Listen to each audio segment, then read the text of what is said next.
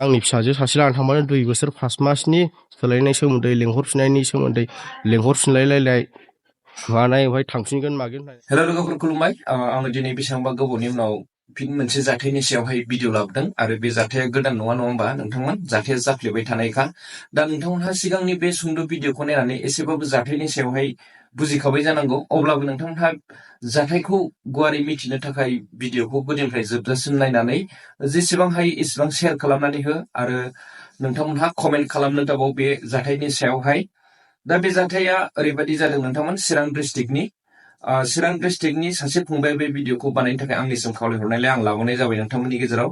दा बिनि मुङानो जाहैबाय मिसा बसुमतारी, गामिया जाहैबाय गोबोर एरिया गुगुनिपारा होननानै बुंहरदों, भिडिअआवबो गाव बुंदों। बेनिफ्राय पिन क'डा 783375, डिस्ट्रिक्टआ चिरां नोंथांमोन। दा बिनि हिनजावनि मुङानो जाहैबाय रुपाली बसुमतारी, 26 year old। दा बिस्रा 2 बोसोर 5 दाननि सासे गथ'बो दङमोन, फिसाजो। दा बेखौबो लानानै बे आइजोआ खारफादों जाहैबाय। सिगां समाव गावसोर सानैजों मिलायलायनानै रायलायलायनानै बियो गावनि हिनजाव रुपाली बसुमतारीखौ तामिलनाडुआवहाय खामानि मावनो थाखाय बियो हगार हरदोंमोन। नाथाय फन रायलायनायावहाय बियो माखासे खोथाफोरखौ डाउट जानानै बियो तामिलनाडुनिफ्राय गावनि हिनजावखौ लानानै थांफिनदोंमोन न'आवहाय। बियो सहैदोंमोन बे 2025 इं मायथाइनिनो एप्रिल दाननि बे बैथि दाननिनो 2 तारिख खालि सहैदोंमोन जाहैबाय गावनि गामियावहाय। बेनिफ्राय बिनि आखलफोरखौ नुनानै, बिनि केरेक्टारखौ नुनानै माने बे एसेब्लाबो गामिनि रायजोफोरखौ लानानै सावरायनो होननानै माने मानसि लेंथुमदोंमोन जाहैबाय गिदिर गोलावफोरखौ। दा बे समावनो बे खाबुखौ लानानै बे आइजोआ फिन खेबसे खारफिनबावबाय आरोखि। सफैनाय लोगो लोगो बेलासियावनो खारफिनबाय 3टासो समावहाय। दा सोरबा बाइकजों लायदों होननानै सासे आइजोआ नुदों, बाइकजों गाखोलांफादों होननानै बे रुपाली बसुमतारीखौ सासे सोरबा हौवाया आरोखि बाइकजों लानानै खारबोदों जाहैबाय। दा बेथ' गावनि रायजोफोरखौ, खाथि खालानि रायजोफोरखौ लिंथुमदोंमोन। बे समाव बियो मोनस्लाबफैनो हायाखिसै आरो बै आइजोआबो गारि नाम्बारफोर नायनानैबो लाखिस्लाबनो हानाय जायाखै जाहैबाय।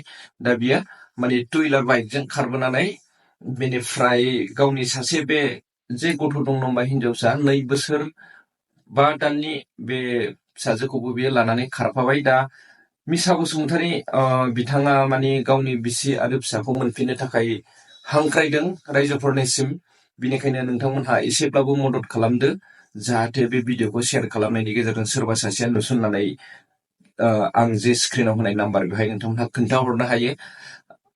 आङो बे आइजोनि सावगारिखौ स्क्रिनाव होनानै होखागोन रोखानो, आरो मिसा बसुमतारी जे रुपाली बसुमतारीनि फिसाय, आं बिनि कन्टेक्ट नाम्बारखौबो होना होगोन। नोंथांमोनहा जेरावखि नुवा मानो बेनो कल खालामनानै खोन्थाहर, आरो हास्लाबाबा नोंथांमोनहा नाम्बारफोरखौ कनफिउस जायोबा आंनिसिमबो खोन्थाहरनो हागोन। रिकुवेस्ट खालामनो बा मोनसे सांग्रांथि हरनो सानदों मिसा बसुमतारी फंबायनिसिम।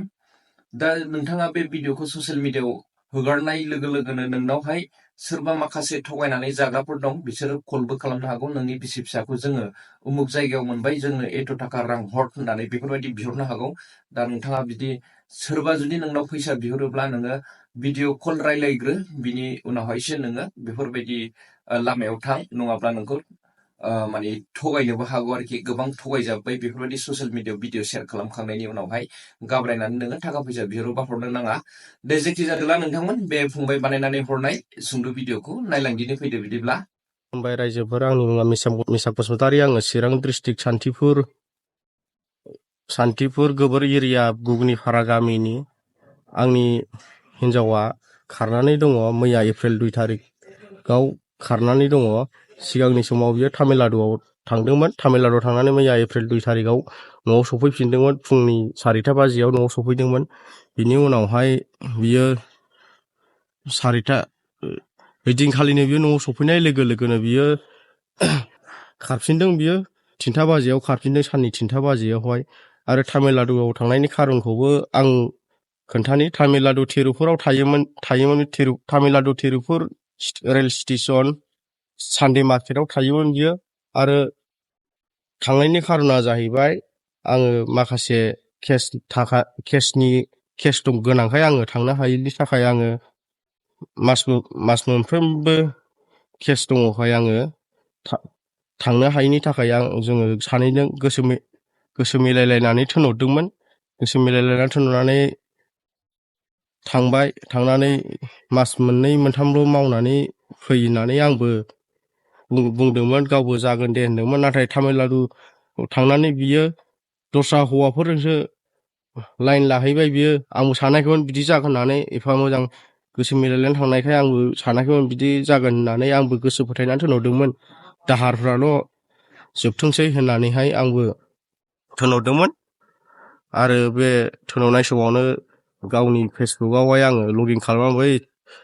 अन्थाव होननाय सासे बेंगलराव थायो बियो, बिजों रायलायो, मेसेज गेलेयोमोन बियो। बे समावहाय आङो बिनि फेसबुकआव लगइन खालामनानै बिनि मेसेन्जाराव हाबनानै नायनानै आङो नुबाय बिदि गेलेनाय। ओमफ्राय आङो सानबाय बेखौ आङो बिदेशआव दोनजानाय नंला साननानै आङो लेंहरफिनदोंमोन। लेंहरफिननायाव बिदिनो मास मोनसे खुनुरुखुम मावनानै थांनोसै मानोसै होनना बुंहरबाय बियो। नांगौबा बे बेथनखौ लानानै थांसै होनबाय बियो। ओमफ्राय आंबो सानबाय दे जागोन होननानै थाबाय थानानै दाना जेब्लानाखि सप्ता खननै जाजेनो, होमब्ला बे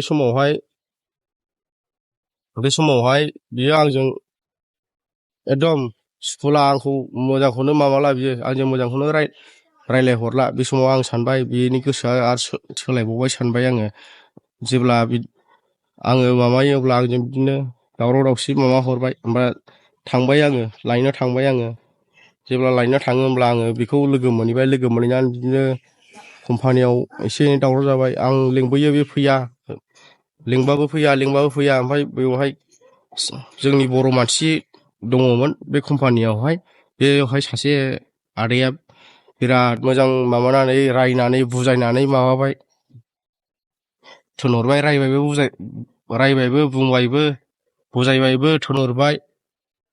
ओमफ्राय फैनानै जेब्लानाखि आरो ट्रेनाव फैबाय थानाय समावबो बै सासे बे कम्पानिनिनो पबित्र होननाय सेंग्रा दंबावो। बे पबित्र होननाय सेंग्राजोंबो आरो बियो बिदिनो रायलायलायबावो। आंबो सानाखैमोन बे पबित्र होननायखौ आं सिनायनायखाय आंनि लोगोखायनो बेबादि गोसोथोलायगोन मागोन होननानै आंबो सानाखैमोन। जेब्लानाखि आंबो साननायानो गैयामोन बिनि सायाव आङो पबित्रखौ बेबादि गोसोथोलायगोन होननानै, पबित्र होननाय आंनि लोगोजोंहाय। ओमफ्राय जेब्ला लाना फैयो खुनुरुखुम बिदिनो बुजाय होनलाय रायलाय होनलाय लाना थिनहरबाय कम्पानिनि मानसिफोरा। जेब्ला थिनहरनानै ट्रेनावहाय फैनायाव बिदिनो रायलायलायबाय बिसोरो। बे समाव आं होनदों सोरजों रायलायदों एफाराब फन होननानै आं सोंदों। बे समाव होनदों बियो होनबाय पबित्रसो फन हरदों होननानै। ओमफ्राय आङो होनबाय बिदिलाय मानो एफाराब गोसोथोलायनाय बादि रायलायनांगौ नोंलाय, ना गोसोथोलायो नामा नोंलाय बिजोंबो होननांगौ। बिनो होनबा मोजां गाज्रिसो रायलायदों, फैनायनि थाखाय मोजां गाज्रिसो रायलायदों होनना बुंदों। ओमफ्राय आंबो फोथायबाय। फोथायनानै दाना उनावहाय बियो पबित्रनो मेसेज हरबाय, मेसेज गेलेलायबाय बिसोरो। फनजोंथ' रायलायबाय थानो हायासै, मेसेज हरबाय माबाबाय गावसिनि गोसोथोलायनाय सोमोन्दै, लेंहरफिननायनि सोमोन्दै लेंहरफिनलायलायनाय मानाय। ओमफ्राय थांफिनगोन मागोन होननाय बेखौ नुनानै आङो बिनि मेसेज गेलेनायखौ नुनानै आङो माबाबाय, गामियाव एसे सावरायाबा जानाय नंला, नङाबा थांफिनखागोन बियो होननानै आङो गामियाव सावरायनो होननानै जेब्लानाखि आङो गावबुरा सेक्रेटारिनाव फैयो, अब्ला आं बे फैनाय समावनो बियो आं फैनायखौ चान्स लानानै लगेनो बे ओइदिनखालि मैया एप्रिल 2 थारिखआव सफैदों। बे समावनो बियो ओइदिनखालिनो साननि 3टा बाजियावनो बियो खारफिनबाय। रायजोफोर, आंनि हिनजावनि नामा रुफालि बसुमतारी आरो आंनि फिसाजो सासे लानानै थांबानो 2 बोसोर 5 मासनि मनिसा बसुमतारी आंनि फिसाजोनि नामा। सोरबाफोर नुसनबायोबा अननानै आंनो खोन्थाहर रायजोफोर। आंनि नामा निसा बसुमतारी। एसेनोसै, गोजोन्थों।